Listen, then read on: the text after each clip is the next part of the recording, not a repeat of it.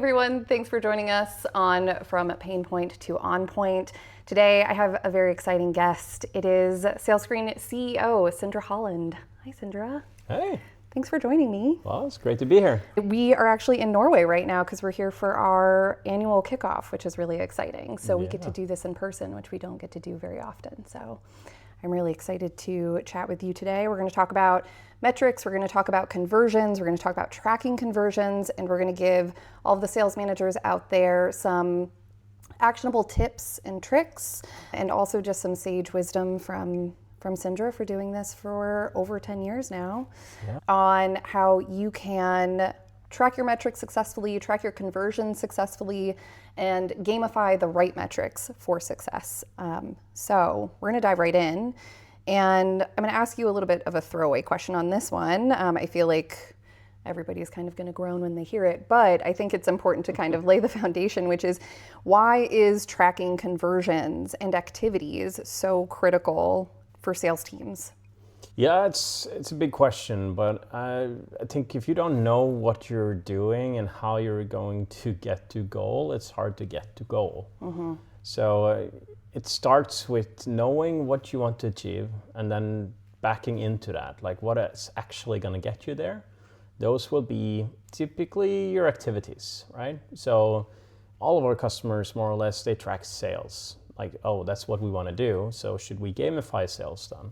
Well, honestly, no. Sales is an outcome, and often it takes quite a bit of time. But getting to that sale, you might need to do several proposals. You need to do quite a bit of meetings. Maybe to get those meetings, you need to do quite a bit of phone calling and outbound prospecting or activities. Like, that is where motivation comes in, and that's where you need to put the gamification strategy. So activities are very critical. You need to have at least one of each to get a sale, right? That's just basic math.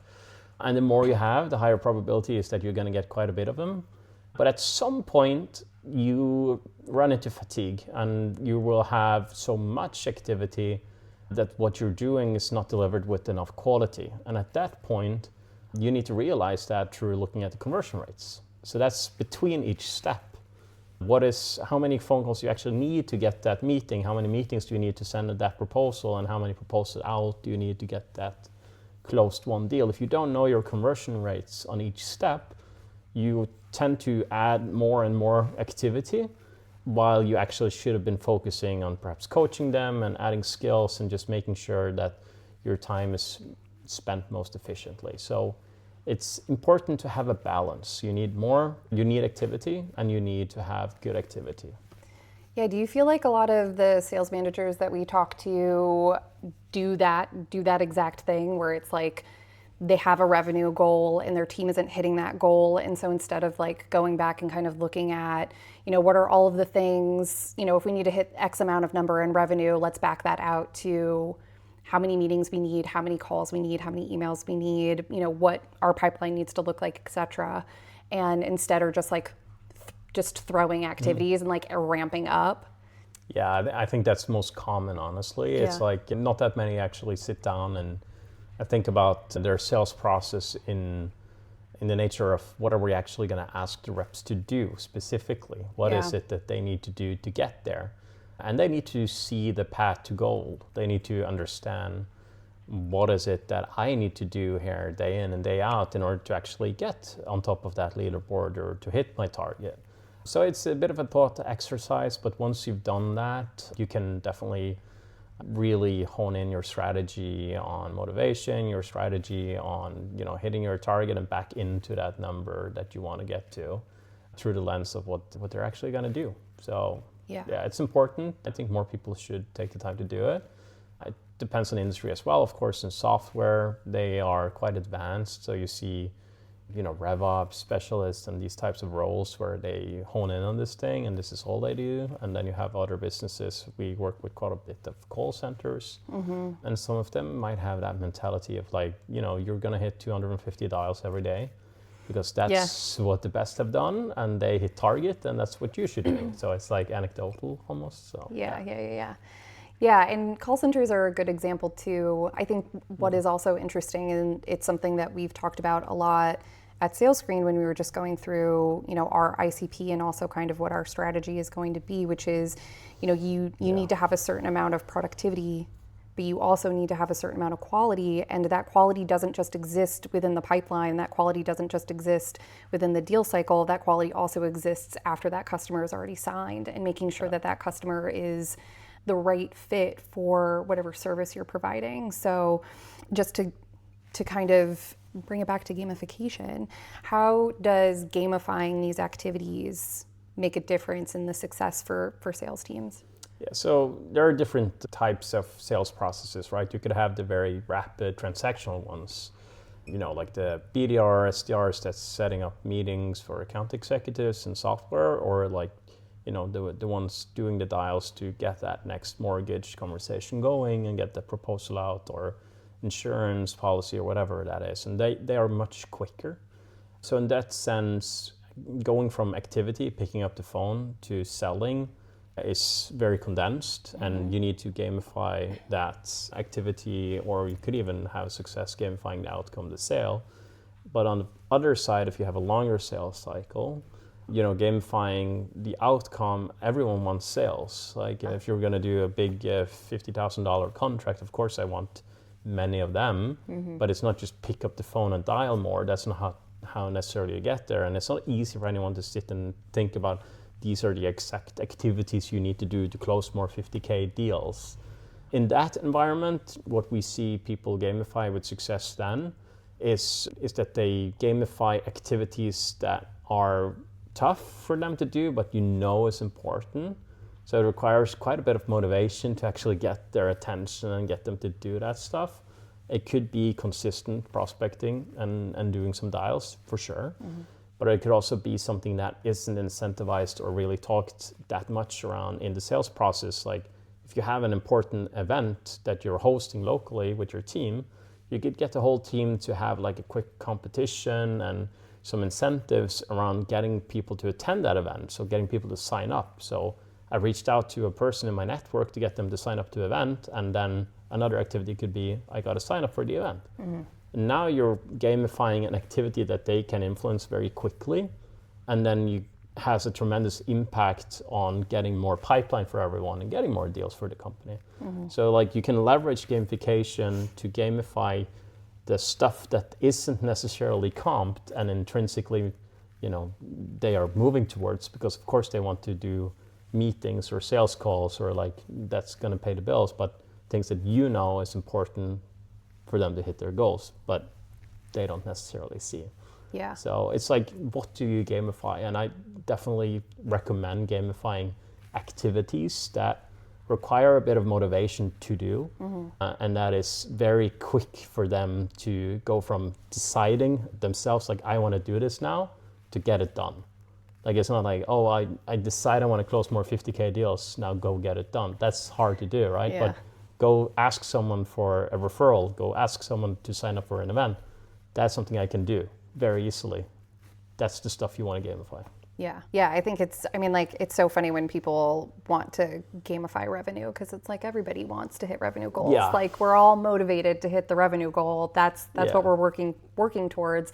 It's how do we get to the revenue goal is that's the difficulty, right? Like that's the hurdle. So, and I think it's such a good call out too to talk about gamifying, metrics or activities that maybe are not directly influencing pipeline or influencing revenue, but are still important nonetheless, like referrals and event signups and meetings at events and stuff like that, because all of that adds to it. And so yeah, I'm on board, obviously. All right, so in your experience, what challenges do you feel like sales managers face when they are trying to track conversions specifically, I think? Yeah, conversions is like a next level in a way. It's not complicated per se, but it is something that could quickly be perceived as something's a bit scary. But in reality, it's about setting up that funnel for yourself of like, okay, this is the ultimate outcome and this is the steps that I need to get there. and then you measure how much you have of each and divide it on each other. So you have a conversion rate. So there's many softwares that can do this. Of course, you have business intelligence softwares. You have sometimes dashboarding capabilities inside your CRM where you could customize and build it out. But honestly, it's not that simple for anyone to just pick up a BI tool or a CRM dashboarding with conversion rates. I don't even know if I could do that, honestly, in Salesforce. But it's something that is built into most gamification platforms, at least in our dashboarding capabilities. It's very front and center, so you can just pick the metrics that you want to see conversion rates on into what we call an activity flow. And you can put that onto a dashboard, you could put it onto a TV slide to gain attention around it. Then you can add game elements like, all right, you have a consistent conversion rate this month above 50%, hence you trigger this achievement, hence you gain 200 coins, which you can redeem rewards for. So you can really, visualize it to everyone in the organization and what good performance looks like. You can set a target on it, you can incentivize it, you can run competitions on it, you can gamify it. Yeah. And that is unique, I think. So then you suddenly start to gamify quality. And that is the balance that you need. You need to put gamification not only on the activities so that they do lots and lots of activities, but they're not getting to goal. You need to have that balance between, activity and quantity and quality and the conversion rates. Yeah, definitely. Like we were talking about before, where it's just like you can't just keep adding activities and making it, upping the number more and more and more. You're gonna hit the ceiling eventually. Yeah. You need to have a balance, as you said, of quality as well. So how does SalesScreen? Tell me a little bit about. So you're SalesScreen CEO. We're here in the SalesScreen headquarters. Yeah. Tell me a little bit about how SalesScreen can make it easier. You touched on it a little bit with the activity flows, but to track conversions and to visualize and the whole. Yeah, I mean, what we started with is we have the mantra of motivating to goal. In order to do that, you need to have a goal. So that's usually a starting point, right? So knowing what is good like. So at that point, you need data. So if you define your activities, that's going to really get you to goal, and that's linked together. And you have some history you could import inside our tools. You could very easily see the trends, see the averages, see the leaderboards, and what good actually looks like. The people who's doing really well, what conversion rates do they have? And once you've done this exercise of actually figuring out what good should, or what is the target, like what should it be, what's doable in your macro, in your market, in your company, and what are the best doing, and like this is where we need to get to. Then you can make that front and center inside SalesScreen by visualizing it on TVs for everyone, by putting it inside their phone, inside their computer dashboard, so that they can see and track how they are doing, not only with their own numbers on an individual basis, so they can actually get a relationship with their own data, but also compared to their colleagues, so they understand what the top performers are doing differently and where they are succeeding. So it's like multiple layers, because once you start to gain this level of understanding through visualization, you will start to see people become more, obsessed about doing better. So you drive accountability. And if they aren't really getting there, well, then the managers have the tool to also initiate conversations with them and do data-driven coaching to help them get to that level. So you can do all of that journey inside SalesScreen, from like doing the initial analysis of what is good and what is the target, set the target, visualize it for everyone, down to an individual basis, so they start to have a relationship with their own data that drives accountability, and help them through conversations with data backing it up and how to get there. So you can do the whole kind of like the sales performance journey inside the SalesScreen gamification platform. So it's much more than, applying game elements to certain activities or conversion metrics to gain more or better quality. It's about really getting to that goal and giving them the tools needed to get there, motivating the individuals to get there. Yeah. I have so many things that I want to say about that. Yeah, imagine. Well, one, I think it's such a good point, and I think that it's such a great call out, and it is one of the cooler aspects of our platform that we don't really ever talk about, which is that you can import all of your data from your CRM into our platform, and kind of, if you don't really have an idea about what your benchmarks are for your team, what the ceiling is for your team, how many calls they need to make, how many emails, how many meetings, like any of those things, our platform makes it really easy for them to import all of that data and visualize it for them.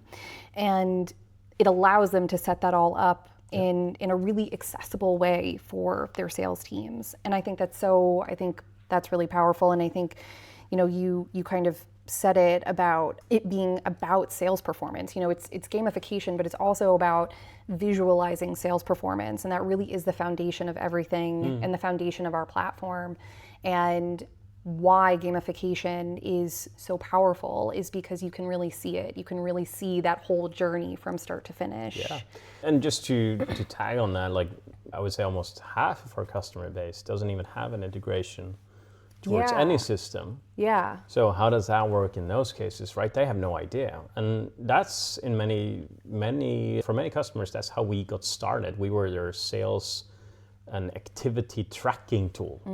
So what is special here is that you have the ability to have both going in parallel. So you could have some KPIs or activities tracked through integrations and synced up in real time. And you can have others that you do not track anywhere and you would love to understand. How does this... those activities. You can so easily add into the system that the reps are able to register that through the mobile phone or through their web dashboard. Or even, managers upload spreadsheets if you gain it other places. But the point is that you can start to track new activities that you don't really have control of. And in just mere, weeks or even in some cases months, depending on the sales cycle, you will start to see this data set. You will start to see the conversion rates. You're going to start to see and understand what good performance is all about. And at that point, they will realize it. And it's so phenomenally powerful when they get to that point. And it's almost, virtually no gamification needed even to get there, right? It's just activity tracking and like putting it into a system. But the challenge often with activity tracking is how do you get people to track activities? And that requires motivation. It does. So that's where gamification comes in. We actually make tracking that activity fun. Yeah. We showcase their name, we put celebrations on the screen, we create achievements, we do everything to actually make that dopamine hit when they add activities in. It's real time, their colleagues see it, the socialites perk up. You will get that activity in immediately if you do it through the SalesScreen platform. And which is why I would say gamification is so important, because if you're just asking them to track it, they're not going to do it. We see that with Salesforce. They don't have an incentive to really do anything. Well, we see that. Yeah, we do. We see that all the time, because I think that something that's kind of like a common occurrence that happens with new customers is that they sign on with SalesScreen and then they immediately are starting to see better results. They're immediately starting to see better numbers. And a large part of that has to do with the tracking element of it. A large part of it has to do with the fact that they're just tracking better, because their reps are incentivized to enter all of their calls, enter all of their meetings, they're incentivized to do that because the platform rewards them for it. So I think, I totally agree. I think that it's, the visualization aspect of it is so powerful, but then also that recognition, recognition of the work that you're doing, because we talk about it all the time about how sales is such a hard job, and you don't really get recognition unless you've closed the big deal. And there's so much more work that comes before that doesn't get tracked and doesn't get recognized and doesn't get shouted out, because why would a manager shout you out for making 100 dials? But if that was your personal best for the day or personal best for whatever, that's worth being shouted out for, Yeah. It's the visualization and the gamification element are both two very powerful tools. And I wanted to bring up we have a customer, Trailstone, an insurance company in the US. Shout out Ken Abel. We love Ken, he's the best. But we spoke to him about a customer story, and he had talked about how, his reps knew his numbers, right? Knew their numbers. They kind of, they knew how many premiums they needed to sell, they knew how many premiums they had sold, but it was kind of just like in this very like blasé, I don't know if he had it in a spreadsheet or if he had it in kind of like a whatever dashboard, but there was no comparison. It was just like people just went in, kind of clocked their numbers and bounced out. And then adding SalesScreen and adding the visualization of that and seeing the progress and seeing the leaderboards and being able to benchmark your performance and see it against other people, like it's turned into such a powerful and motivating tool for them.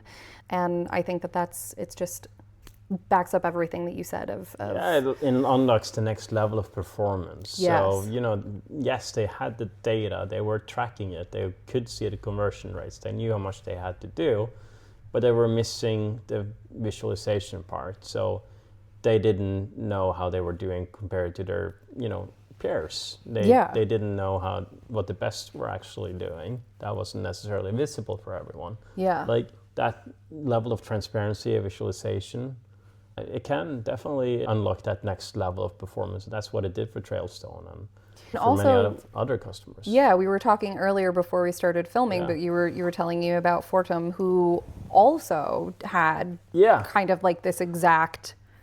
It's an interesting customer story because like Fortum is Europe's biggest utility company, but they have most of their sales team is actually external. So they have call centers selling for them. And the funny thing is, like, each call center were quite big, so they had their own, whiteboards, the leaderboards, even in some cases SalesScreen, and they were, running incentives to do the calls and sell as much utility as they could. And there were some top performers, and they were phenomenal. Like, they were so much ahead of the rest of the pack. Mm-hmm. But then Fortum bought SalesScreen for all of them and connected them, right? So suddenly, these one call center with 50 people, now they were connected at 500. Call center reps battling it out, and the top performers in each, they got like a wake-up call. Yeah. Because nobody in like, I remember one of them, they told us like they didn't think it was possible to do anymore, and suddenly there's another guy who's doing twice as much as you, and they were like, well, hell, I'm not going to be this far down, I'm going to do better. So what happened is that the top performers in each of the call centers were doing so much more. Mm-hmm. They quadrupled their performance, which was mind-blowing. That's crazy. And, they didn't do anything other than basically, visualize how they were doing compared to others. And they were so intrinsically motivated, killer mindset to be on top, that they found that extra gear and they just pushed through and did even more. So yeah, absolutely. It's we do talk a lot in SalesScreen about how you don't really need to motivate your top performers because they're already motivated, and I think that obviously this is true. They are motivated to like beat the best, but if you're not visualizing, if you're not properly tracking and you're not visualizing the performance of everybody on your team, then you don't actually know where the ceiling is. Yeah.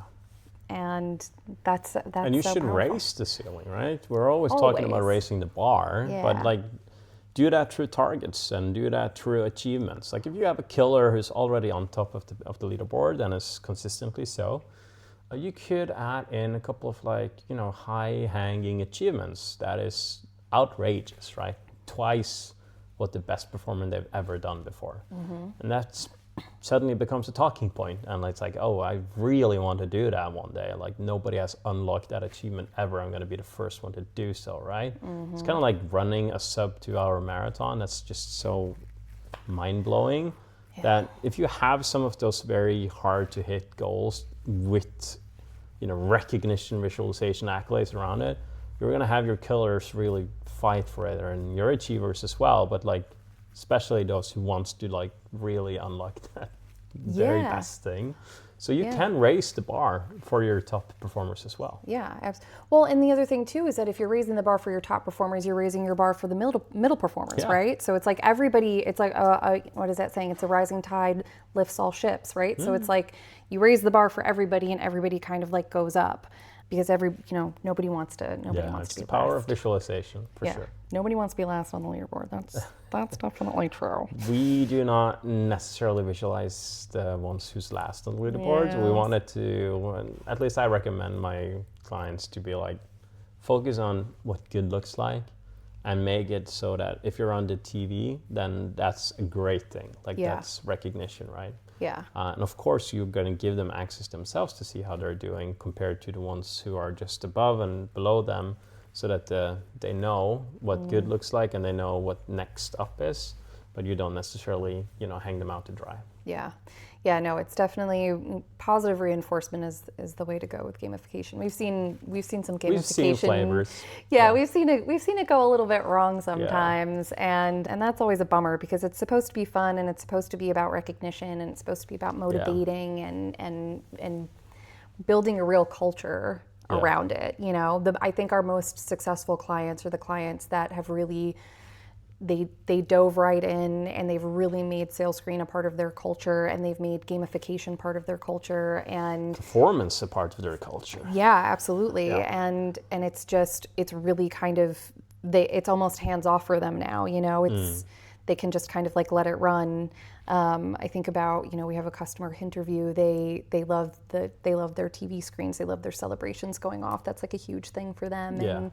And Dasha Real Estate in the Middle East, they also the same thing. Like they just go crazy for the leaderboards and for the competitions. And so what I do want to ask you, and this might be a tough question. I don't know. Maybe it's a tough question. I don't know. How do you ensure that tracking performance doesn't lead to negative stress or burnout for sales teams? Yeah, no, it's a great question, right? So, of course, we've seen many situations, especially when, let's say, the world economy has become a bit more challenging for many, that the sales team has been put under almost unrealistic level of pressure. Yeah. So burnout is a real problem, and it's a growing one, unfortunately. Yeah. I think that parts of what you could do to mitigate it is to focus on the positive and do the positive reinforcement. So that includes, do not hang people out to dry that is falling behind. It's more talking about the wins and talking about what good looks like in this situation. So I think that is a part of it. Like there is this conversion rate that we initially talked about that I think is very important, because you will hit the ceiling at some point on how much more quantity you can drive. So maintaining a good conversion rate and a decent level of quantity, that's the way to go. And by looking at the numbers, you will see that it has a drop-off point at a certain activity level. It usually has, at least. So, knowing that, you will be able to kind of adjust your targets and then perhaps even push back on management and your CFO and be like, this is the level of activities that we're doing right now. I can't really ask them to push more. Like the conversion rate is dropping and the math just doesn't work. Yeah. So this is what you can expect from us, and have the data, have the means to push back. Yeah. Yeah, absolutely. And it's hard. You can't do that, right? If you don't have, if you're not visualizing it, if you're not tracking it, if you're not getting all of that information, and then you kind of are flying a little bit blind, and that means it would be really easy to overload your teams when they've already kind of you're pushing it onwards, out. Right? You're just you're getting this unrealistic target, and what are you going to do? You have to try to hit it. If you don't fully own the activity funnel, or call it whatever, know what is going to lead you to goal and understand the numbers behind it and the conversion rates, it's very hard to push back. But if you do, and you can translate that to them in terms that is much easier to grasp, like what you're asking me to do to hit this target with the current climate and the conversion rates that we're seeing, I need to increase the top of funnel activity, calls for instance, from an average today, which is crazy, it's like 200 dials per day, to 7,000 or something, right? Then they would be like 700 million dials. Yeah. And if you go back with that, and this is the math, and it just doesn't work, they're gonna be, oh shit, yeah, it doesn't work, right? We have to rethink our approach. So it's power through understanding your funnel and your activities, because it's much easier to communicate activities to someone outside of sales, even given conversion rates. Like they can understand that. It's sometimes hard to understand why they can't hit the target of an X dollar. Right? Yeah, absolutely. I think, and it's a really good point too, that using a platform like SalesScreen, and I say it all the time on the podcast, you don't have to have a platform like SalesScreen, to employ gamification on your teams, but having a platform like SalesScreen for this purpose of like tracking and measuring and knowing your conversion rate and having an activity flow and all of those things is actually incredibly helpful, because one, it's a lot of numbers depending on how large your sales team is, right? And two, it is a tool not just for salespeople, individual contributors, it's also a tool for managers. It's a tool that allows you to have a better understanding of your business, that you can then go and be the manager that defends their team. You know, I think it can be really easy to kind of like shirk the responsibility almost. But if you have the math, if you have the proof, then you can kind of back it up to the powers that be and really. Exactly. And most companies, they might not have that data. So that's why the activity tracking capability is so important. And that's where in my opinion, the hard stuff comes in. How do you actually get them to do the activity tracking? Again, where gamification comes in and gives them that reason. So I think it kind of works out, and perhaps we don't talk enough about the manager value from it, which is obviously what we're talking about here right now. Because with this platform, if you already have the data, we're going to make it so much more visual and easy to grasp and understand. You can see it in real time. If you don't, now you can easily make that happen with the activity tracking and setting it together, and you can start to communicate it back up the chain or to anyone else through the lens of actual activities that they need to do to get there. So it's very powerful in that way. And like really build a strategy, right? Like it gives you the tools to actually build out a sales strategy, which if you are kind of like pulling things from all over the place and doing it manually and all of that, it's very overwhelming, I would think. Of course, if you can try it with one, but if you have 10 people trying the same and you're starting to see conversion rates across the boards and like, oh, this could actually work, you can validate a strategy very easily with an activity tracking tool like this. So it's much more than game elements. It's much more than leaderboards. And I think that you're doing a fantastic job in this podcast, kind of like highlighting all the different nuances of motivation and like how it affects different types of personality and how you need certain types of data points and how that can be generated manually through other systems, then put into a system, analyzed, with conversion rates. There's quite a lot to it. But in the end, like this is something that we've done now for over a decade. And we built every scenario into this system, and we work with so many different types of industries that we've managed to be able to kind of like put this into a package that just works.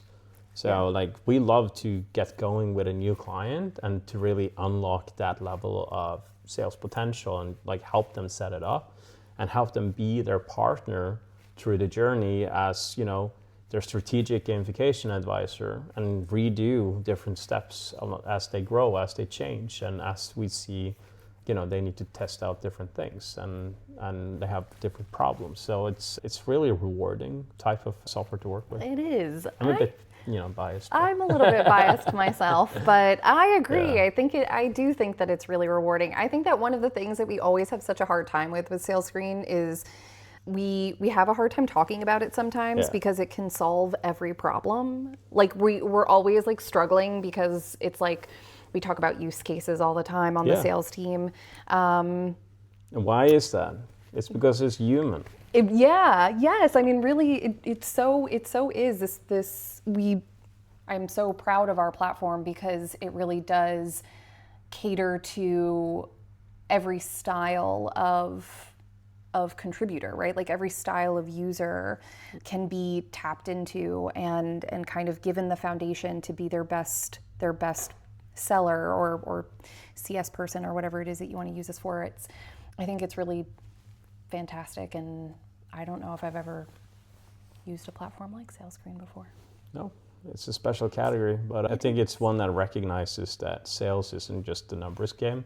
Yeah. It's much more a human game. It is. It's a relationship game. It is. It's a relationship, and Yeah, it is. we could dive in. We could dive into it, but we're recording another podcast after this, so we're gonna another episode on that. Yeah. So it's so true. But I mean, like, I totally agree, and I think that one of the things that's so great is that once you have all of your information into SalesScreen, then you can really start to build the relationships with your team, right? Sales is a relationship that you have between a salesperson and a customer, but also it's between the sales manager and their sales team. And so being able to give a sales manager the tools to really understand the type of seller that they have on their team and like cater to that type of person and the way that they work in a way that still yields and will continue to yield the best results. And to do so efficiently and effectively and with not a lot of overhead is so, I mean, it's so powerful. We could talk about how much we love SalesScreen forever. All right, I'm gonna have one last question for you here before we end this one and then go to the next. What advice would you give to companies just starting to track and gamify sales activities to ensure long-term success? Yeah, it's a very good question. I think keep it simple. That is a very strong advice. I've seen too many cases of overcomplicating things. Like sales, less is more many times. And there's definitely a ton of things LinkedIn influencers are telling us to focus on these days. Yes, that's true. In the end, like, you have your ultimate goal, know that goal, and how do you get there? Like, distill it down to certain activities that you're supposed to do on a regular basis, track them, and then make sure you have that motivation to meet the necessary activities needed to get there. And optimize through looking at the conversion rates. But it's like, in the end, you need to start with the goal and just distill it down, but do it with as few steps as possible. Maybe perhaps you don't track more than 3 to 5 things to begin with. And then as you kind of grow more advanced, you can build that out, but like, keep it simple to start with and focus on activity that requires a level of motivation to do. And that is kind of like something you can go and do instantly. Yeah. So like, can I, if you tell me, go book 2 meetings. Yeah. Okay, but how? Yeah. Like, what is it that I need to do to book those meetings? I need to understand that. And then instead you can go to say, okay, well, Sindra, based on your previous performance, go add another 100 people into an active sequence. Sure. Do the necessary 40 dials and get me those 2 meetings. All right, I'll go do that. Like, that is something I'm able to do. Yeah. So focus on activities, gamified activities that requires motivation to do and that you're actually on a human level in control of. You can, if I'm motivated here now, I'm gonna go do it. Yeah. I know how to do it, this is easy. And then the outcomes will follow. Yeah, and I would add, recognize it. Sure. As a sales manager. You give the do recognition. Not stop. You do definitely add the outcome, right? So you definitely not only focus on activity, you gotta have the outcome, the TV celebration, you have to really make that endorphins release and make that socially visible for everyone. So yeah, that's not what I'm saying. You definitely need to also get the outcome. But yeah, you gotta look at the outcome, but like recognizing the work, right? Like I think that's so important and making it, kind of like making it tangible, making it, I can do this right now, I can fix this right now. So that's where you can really see a tremendous lift when you start to gamify it, right? When you add all those game elements that work together to motivate all the different player types. That's on the stuff that is hard to do, but it's like something you can do if you're motivated. Like, that is the trick. Yeah, I agree. Well, this was great. This was a great convo. I had a great time. Did you have a fun time? Yeah, it's always ball of joy speaking to you, Fred. So I'm excited for the next one. I know. Sneak peek. We're filming AI. We're filming our AI convo. So we're antsy to get to that one. But this was great, and thank you for chatting with me. And please like and subscribe, and we'll talk to you in 2 weeks.